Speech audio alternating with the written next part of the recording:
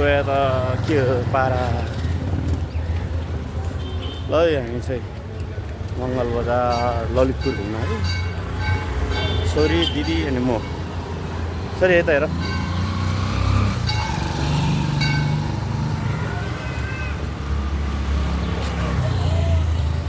यो चाहिँ शङ्खमुङ ठ्याक्कै ललितपुर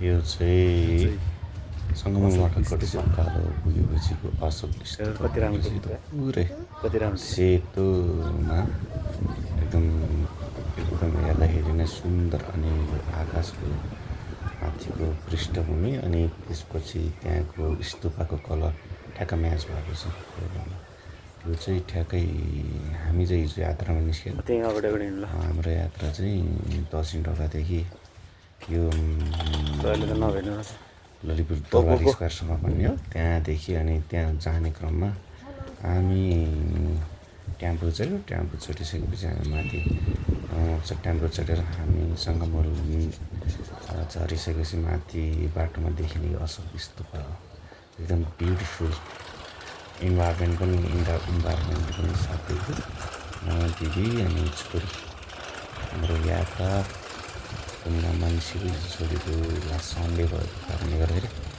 बच्चालाई पनि रिफ्रेस हौँ भनेर निस्केको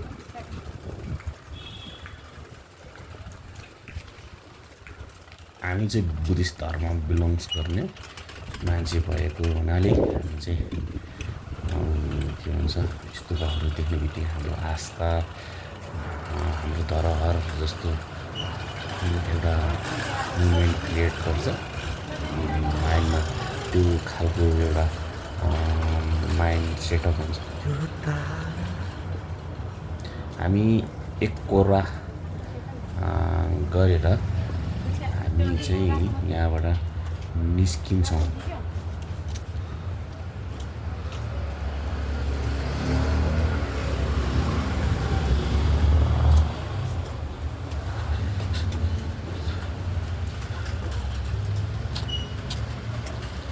दिदी सरी एकदम ब्युटिफुल छ यो चाहिँ शङ्खमुङभन्दा अलि माथि बङ्गलामुखी जाने बाटोमा चाहिँ अशोक स्तूप ठाउँ एकदम पिसफुल इन्भाइरोमेन्ट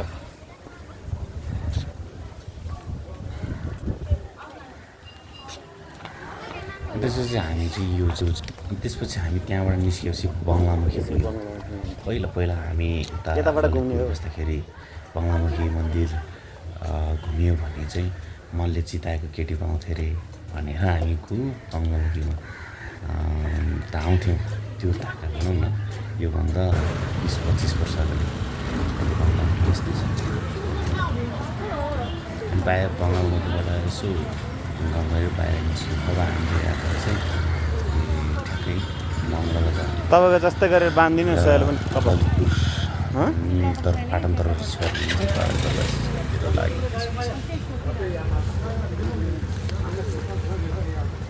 बङ्गलामुखी मन्दिर एकदम सुन्दर बाटो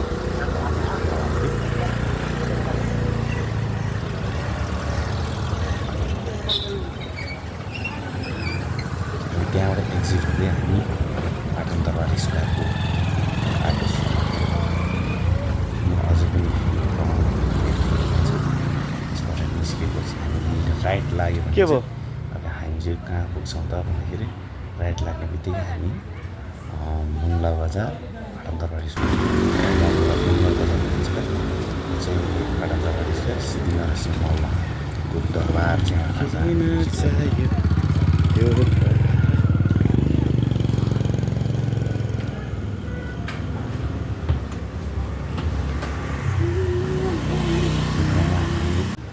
बाटोमा जे जे देखिन्छौँ त्यही तपाईँहरूलाई क्लिक गरेर यो मार्फत तपाईँहरूलाई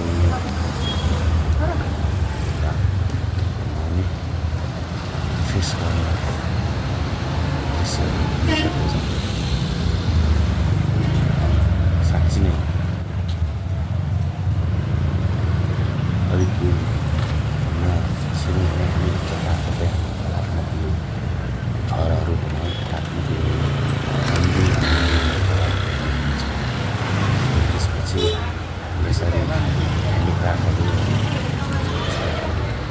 देख्छौँ एकदम नेचुरल लाग्छ।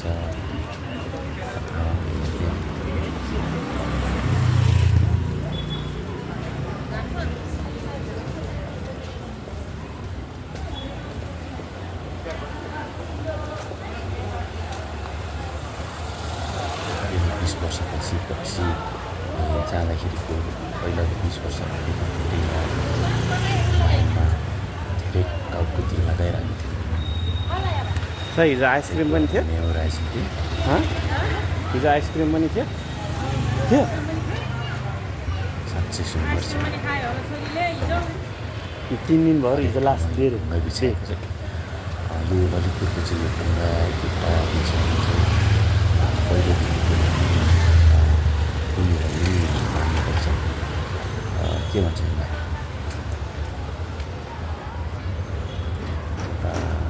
मन्दिर हिसाबले नै राम्रो मानिन्छ। तपाईँले देख्न सक्नुहुन्छ ललितपुर तपाईँ जब आउनुहुन्छ तब चाहिँ ललितपुरको यस्तो गल्लीहरू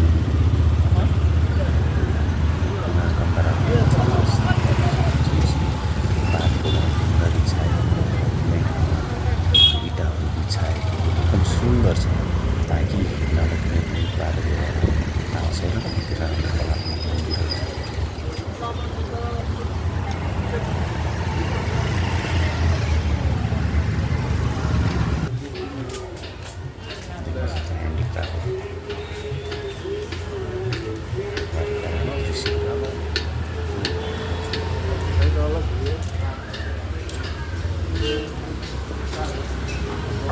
अब हामी कम्तीमा पनि नजिक आइसकेका छौँ। यो पाटन दरबार स्क्वायर यो हेरिटेज अहिले हेरिटेज यो चाहिँ भीमसेन मन्दिर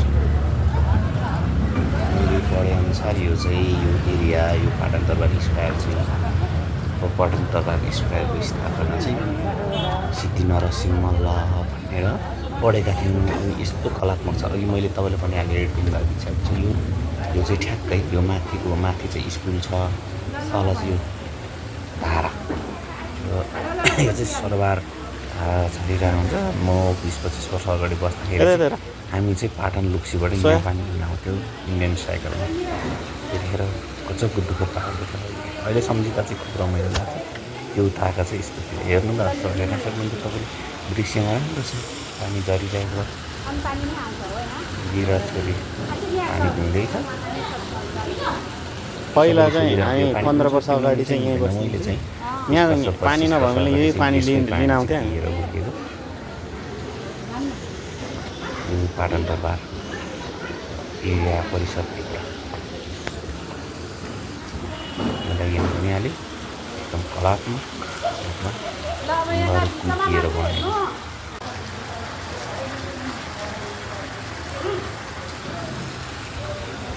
सोहेर यसरी आनी बर्दैनीको मुभमेन्टहरू क्लिक गर्दै हामी केही समय यसमा यतै बिताएँ। छोरी यो ढुङ्गाभित्र बसेर फोटो खिच्ने भनेर उता फर्क उता हेर मैले फोटो क्लिक हो त्यसरी भिडियोहरू यता चाहिँ हेर्न यता आधी यता हेर्न मजाले राखेर उता उता खिचेँ।